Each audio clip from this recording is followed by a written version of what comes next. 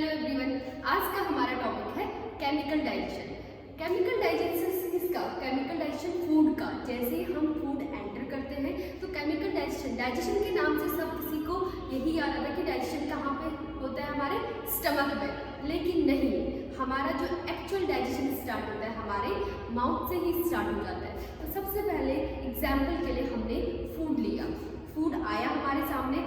Food लेने के बाद सबसे पहले प्रोसेस क्या होती है, जैसे ही हमने फूड देखा या फूड की स्मेल हमारे ब्रेन तक पहुंची, तो होता क्या है, नॉर्मली हमारे फूड की स्मेल से ही सबको ये सारी चीज़ें होती होंगी। फूड का स्मेल या फूड को देखते ही हमारे मुंह में स्लाइवा सिक्रीट हो जाता है, जिसे हम बोलते हैं लार।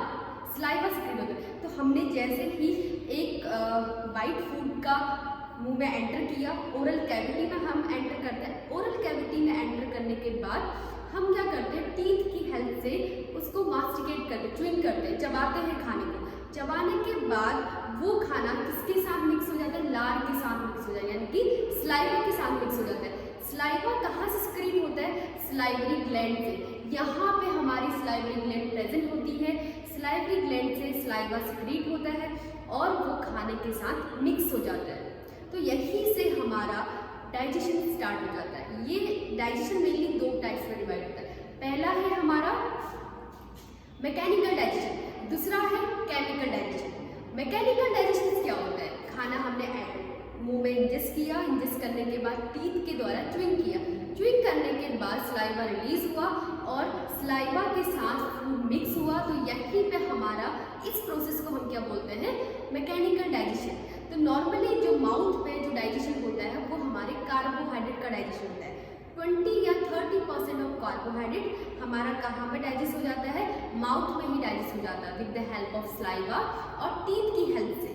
ये दोनों हमें स्लाइवा में क्या प्रेजेंट होता है, अमाइलेज नाम का एक एंजाइम प्रेजेंट होता है जो क्या करता है, कार्बोहाइड्रेट को डाइजेस्ट करने में हेल्प करता है। हम क्या लेते हैं, जब भी हम खाना कार्बोहाइड्रेट हमने मुंह में लिया तो कार्बोहाइड्रेट के शुगर्स के बहुत सारे मॉलिक्यूल्स लेते हैं, उसे हम बोलते हैं पॉलीसैकेराइड।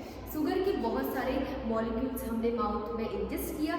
इंजेस्ट करने के बाद वहाँ पे क्या होता है, वो टूथ के द्वारा ब्रेक किए जाते हैं। फूड के जो पार्टिकल्स हैं वो स्मॉल पार्टिकल्स में हम क्या करते हैं, ब्रेक करते हैं by the help of tooth, teeth की हेल्प से। तो वहाँ पे क्या होता है, हमारा मैकेनिकल डाइजेशन होता है। और कौन सा हमारा प्रोडक्ट डाइजेस्ट होता है, कार्बोहाइड्रेट। कार्बोहाइड्रेट हमारा 20 से लेके 30% माउथ में ही डाइजेस्ट हो जाता है। इसे हम बोलते हैं मैकेनिकल डाइजेशन। कार्बोहाइड्रेट को डाइजेस्ट करने में कौन हेल्प करता है, अमाइलेज नाम का एंजाइम, जो कहाँ से रिलीज होता है, स्लाइवा से। देन आफ्टर उसके बाद क्या होता है, हमने खाना इंजेस्ट किया, ओरल कैविटी के बाद वो फेरिंग्स में चले जाता है। इस वाले पार्ट को हम बोलते हैं फेरिंग्स। तो फेरिंग्स में चले जाता है। फेरिंग्स क्या होता है, एक नॉर्मली फूड पाइप होती है जो खाने को एक जगह से दूसरी जगह लेके जाने का काम करती है। फेरिंग्स के बाद ईसोफेगस आता है। ईसोफेगस जैसे ये है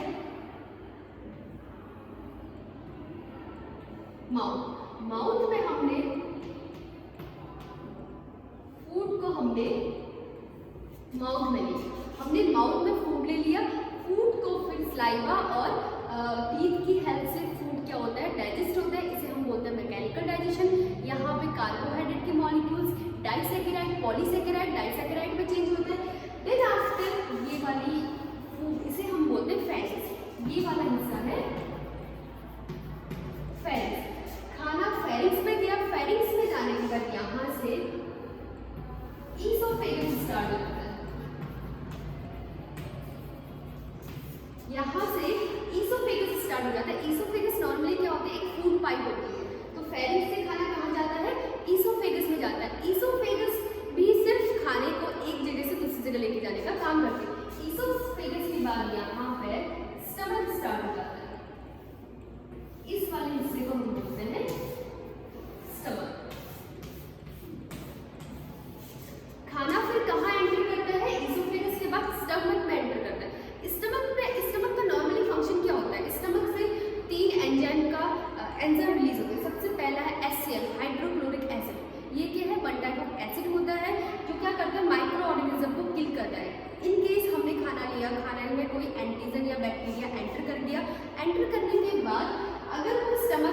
चलेंगे, स्टमक में क्या होता है, HCl हाइड्रोक्लोरिक नाम का एक एसिड होता है जो क्या करता है, माइक्रो ऑर्गेनिज्म को किल करने का काम करता है। दूसरा यहाँ पे पेप्सिन नाम का एंजाइम रिलीज होता है। पेप्सिन का काम क्या होता है, प्रोटीन को डाइजेस्ट करने का।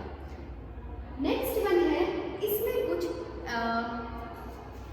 इसका फंक्शन क्या है, स्टमक का फंक्शन होता है temporary storage of food. Food को क्या करता है, टेम्पररी स्टोर करके रखता है।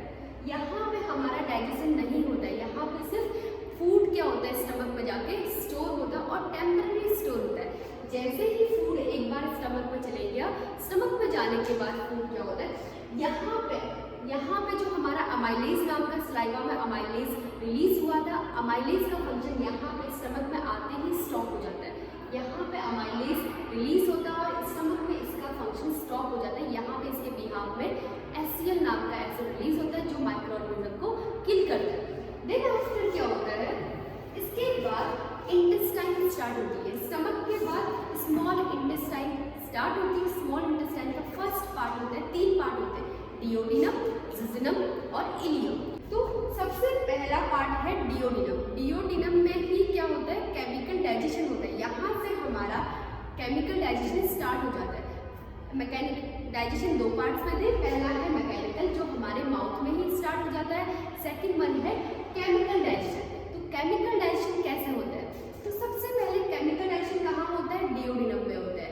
डियोडिनम में हमारा केमिकल्स की हेल्प से, कुछ एंजाइम्स की हेल्प से हमारा डाइजेशन स्टार्ट होता है, उसे हम क्या बोलते हैं, chemical digestion. With the help of enzyme हमारा खाना डाइजेस्ट होता है, जिसको हम क्या बोलते हैं, केमिकल डाइजेशन। तो केमिकल डाइजेशन स्टार्ट कहाँ से होता है, सबसे पहले लीवर, ये है लीवर। लीवर में हिपैटिक आर्टरी और 2 हिपैटिक आर्टरी होती है, एक राइट एंड एक लेफ्ट। यहाँ पर लीवर का फंक्शन क्या है, लीवर का मेन फंक्शन होता है बाइल को सिक्रीट करना। बाइल एक जूस होता है जो कहाँ से सिक्रीट होता है, लीवर से सिक्रीट होता है। बाइल को सिक्रीट होने के बाद कहाँ एंटर करता है, बाइल डक्ट में एंटर जाता है। अब बाइल डक्ट क्या होती है, बाइल्स को लीवर से दूसरी जगह कैरी करने का काम होता है बाइल डक्ट का। डक्ट क्या होती है, वन टाइप ऑफ ट्यूब होती है, ट्यूब लाइक स्ट्रक्चर होता है जो क्या करती है, लीवर से बाइल को कहाँ लेके जाने का काम करती है, गॉल ब्लैडर तक लेके जाने का काम करती है। तो हुआ क्या, लीवर में सबसे पहले बाइल जूस सिक्रीट होता है। बाइल जूस सिक्रीट होने के बाद बाइल डक्ट की हेल्प से कहाँ जाता है, गॉल ब्लैडर में जाता है। अब गॉल ब्लैडर तक कौन लेके जाता है, सिस्टिक आर्टरी। गॉल ब्लैडर में जो सप्लाई करती है, जो बाइल जूस को कैरी करने का काम करती है, वो कौन सी है, सिस्टिक आर्टरी। बाइल डक्ट के थ्रू सिस्टिक आर्टरी से होते हुए बाइल कहाँ स्टोर हो जाता है, गॉल ब्लैडर। अब गॉल ब्लैडर में बाइल चलेगी। अब गॉल ब्लैडर का फंक्शन क्या होता है, गॉल ब्लैडर क्या करता है, बाइल को स्टोर करके रखता है। नॉर्मल कितना बाइल स्टोर कर सकता है गॉल ब्लैडर, 400 ml। 400 ml हमारा गॉल ब्लैडर क्या करता है, बाइल को स्टोर करके रखता है। अब जितना हमारी बॉडी में केमिकल डाइजेशन के लिए बाइल्स नेसेसरी होता है, वो बाइल गॉल ब्लैडर से अगेन सिस्टिक आर्टरी से होते हुए वो कहाँ चले जाता है, common bile duct. Cystic artery और बाइल डक्ट आपस में जहाँ पे मिलती है, एक कॉमन बाइल डक्ट बनाती है, जिसका नाम है कॉमन बाइल डक्ट। तो गॉल ब्लैडर से बाइल जूस आया और सिस्टिक आर्टरी से होते हुए कहाँ चले गया, कॉमन बाइल डक्ट में। अब अभी तक क्या था, बाइल सिर्फ सिक्रीट हुआ था। अब यहाँ पे बाइल जूस को कैरी करता है कौन, कॉमन बाइल डक्ट। अब कॉमन बाइल डक्ट के बाद अब पेनक्रियाज। पेनक्रियाज का क्या फंक्शन होता है, पेनक्रियाज क्या करता है, 4 टाइप्स ऑफ एंजाइम्स को रिलीज करता है। फर्स्ट वन है अमाइलेज, दूसरा है लाइपेज, थर्ड वन है ट्रिप्सिनोजन एंड लास्ट वन है काइमोट्रिप्सिनोजन।